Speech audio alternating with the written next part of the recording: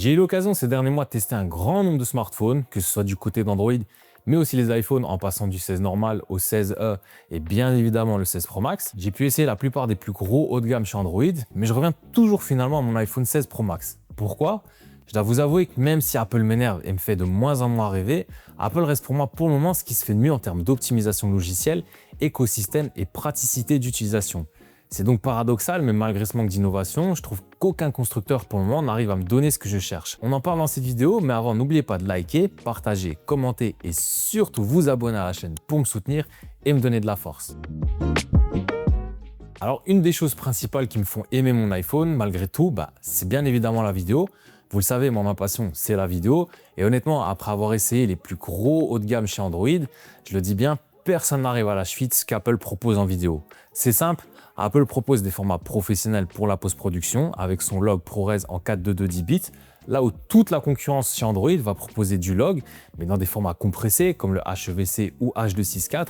Et surtout, on est soit sur du 422 8 bits, soit sur du 420 10 bits, ce qui fait donc une énorme différence en post-production. En vidéo, donc, il n'y a pas mieux que l'iPhone. J'ai pu filmer une vidéo entière il y a quelques mois lors de l'event Xiaomi à Berlin et ça a très largement fait le travail. La photo reste aussi très bonne, même si certains smartphones sont au-dessus, comme le Pixel 9 Pro XL ou encore le Xiaomi 15 Ultra, que j'utilise essentiellement pour la photo aussi désormais. Mais l'iPhone n'en reste pas moins un excellent smartphone pour la photo, avec de belles couleurs et une bonne restitution de l'image. On a un beau piqué, une bonne gestion des hautes et basses lumières, ce qui en font donc un très bon photophone. On a bien évidemment la facilité et simplicité d'utilisation.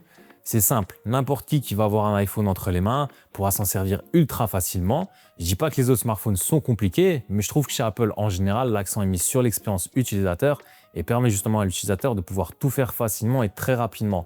En plus de ça, on va pas se le cacher, mais Apple, c'est tout de même ultra fiable, surtout mon iPhone. J'ai quasiment jamais de bug ou ralentissement. Alors oui, au début, sur le premier iPhone 16 Pro Max que j'ai eu, j'avais eu d'énormes soucis de batterie, de chauffe et d'écran figé. Mais une fois qu'il a été changé, j'ai plus jamais eu ces soucis-là. Donc oui, ça peut arriver, mais une fois changé, tout était revenu à la normale, sauf l'autonomie qui est toujours très moyenne sur le 16 Pro Max. Et d'ailleurs, je voulais aussi vous partager mon tout nouveau pack de fond d'écran Neo Glass que je viens de sortir. C'est un pack comprenant 26 fonds d'écran pour smartphone et ordinateur avec des couleurs et design ultra modernes. Je vous mets le lien en description pour que vous puissiez aller les checker. Et également pour tous ceux qui ne sont pas encore abonnés, n'oubliez pas de vous abonner pour me soutenir et me donner de la force. On est vraiment de plus en plus nombreux et je vous remercie tous du fond du cœur. Mais pour tous ceux qui ne l'ont pas encore fait, n'oubliez pas de vous abonner et continuons la vidéo. On a aussi bien évidemment le design, on va pas se mentir, mais ça joue énormément dans le choix d'un smartphone car c'est un objet qu'on va utiliser quotidiennement pour plusieurs années normalement et il ne faut donc pas avoir une lassitude avec cet objet. Et Apple, on le sait, en termes de design, ils sont imbattables, même s'ils ne changent pas depuis plusieurs années. On voit bien les constructeurs s'en inspirer, comme le Pixel 9 qui reprend les mêmes codes ou encore même Samsung. Donc oui, le design joue énormément et je dois l'admettre, ce qu'Apple sort en termes de design, moi ça me parle toujours énormément parce qu'on est sur quelque chose de premium mais à la fois sobre et classe. Alors bien évidemment il y a plein de petites choses qui me frustrent au quotidien. iOS me frustre de temps en temps par son manque de personnalisation, même si ça a été fortement corrigé ces dernières années. Mais Apple nous pond des nouveautés qui sont là depuis des années chez Android. Apple devrait laisser beaucoup plus libre cours à la personnalisation. Certaines applications sont aussi frustrantes, notamment la galerie photo. Personnellement je trouve ça juste horrible et encore plus depuis iOS 18. C'est vraiment un foutoir, c'est très chiant de chercher une photo dans sa galerie tellement c'est mal organisé et géré. La charge, elle est aussi toujours très frustrante. Être sur une charge oscillante en 2025, ça devient quand même chiant. Par exemple, en voyage, il m'arrive souvent de devoir recharger mon iPhone pendant la journée. Impossible de se dire que je mets un petit coup de jeu 10-15 minutes et je récupère 50%, comme c'est possible sur Android avec des charges ultra rapides. C'est bête, mais ce genre de petits détails font perdre du temps, qui on le sait en vacances, le temps est très précieux. Une charge plus rapide serait la bienvenue, au moins du 45 watts. Je pense pas que ça détruirait les batteries fondamentalement et ça permettrait tout de même d'avoir un gain significatif lors d'une recharge. Et bien évidemment, on a le prix, mais attention, bien sûr c'est frustrant, mais en même temps la concurrence est exactement dans la même gamme de prix depuis quelques années, donc c'est pas ce qui frustre le plus. Bien sûr, j'aimerais avoir les prix qui diminuent, mais bon, faut pas rêver. Mais les prix sont tout de même un frein énorme, en sachant qu'un iPhone 16 Pro Max, c'est 1479 € à la sortie. Mais bon, un S25 Ultra, c'est 1449 €, un Xiaomi 15 Ultra, 1499 € et un Pixel 9 Pro XL, c'était 1200 € à la sortie. Donc le seul qui était bien moins cher que les autres et qui au passage est descendu à moins de 900 € et que je recommande vraiment. Donc si vous voulez, foncez. Enfin bref, il y a donc tout de même des points qui me frustrent, mais qui au final ne posent pas un souci dans mon utilisation quotidienne qui reste fluide et agréable. Alors du coup, est-ce que la concurrence est meilleure? Comme je vous l'ai dit et comme vous le savez, j'ai l'occasion de tester un grand nombre de smartphones et notamment les hauts de gamme. Et oui, il y en a beaucoup qui sont tout aussi bons, voire mieux dans certains domaines. En photo, par exemple, le S25 Ultra, le Pixel 9 Pro ou encore le Xiaomi 15 Ultra sont bien meilleurs sans aucun doute.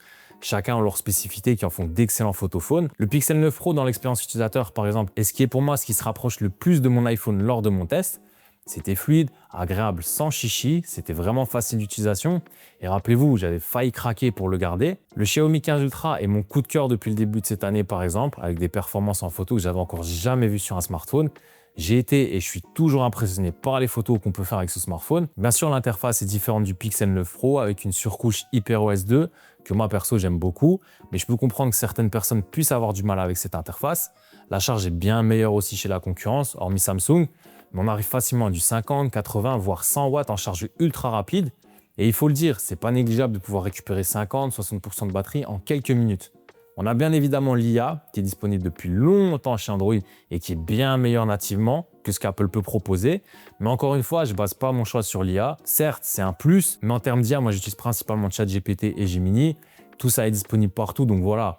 J'ai énormément blâmé Apple pour son retard sur l'IA et je le fais encore parce qu'Apple Intelligence, c'est vraiment mauvais. Mais encore une fois, c'est pas ça qui fait le smartphone d'après moi. Par contre, en termes d'écosystème et de stabilité, j'arrive pas à trouver l'équivalent chez Android. Certes, Samsung et même Xiaomi ont de très bons écosystèmes, mais je trouve que c'est pas aussi riche que chez Apple, comme avec Endoff par exemple. Donc en fait, le problème chez la concurrence qui est Android, c'est qu'on a un peu de bonnes choses chez chaque constructeur, mais qu'aucun constructeur ou presque ne réunit tout le bon en même temps. Google s'en est approché et Xiaomi aussi. Samsung, je trouve, a tendance ces derniers temps à adopter un peu trop la politique d'Apple, à savoir ne plus trop faire évoluer leurs produits. Alors vous vous demandez sûrement pourquoi je reste avec mon iPhone. Tout simplement pour tout ce que j'ai cité. La vidéo sur l'iPhone, comme je vous l'ai dit, il n'y a actuellement aucun équivalent chez Android. Puis l'expérience utilisateur, comme je vous l'ai dit, on garde nos smartphones au minimum 1 an et bien plus même. Donc on a besoin d'un smartphone qui soit pratique, facile et sans prise de tête au quotidien. Et je le dis honnêtement, c'est ce que j'ai avec mon iPhone. Je sais que j'aurai pas de soucis avec au quotidien.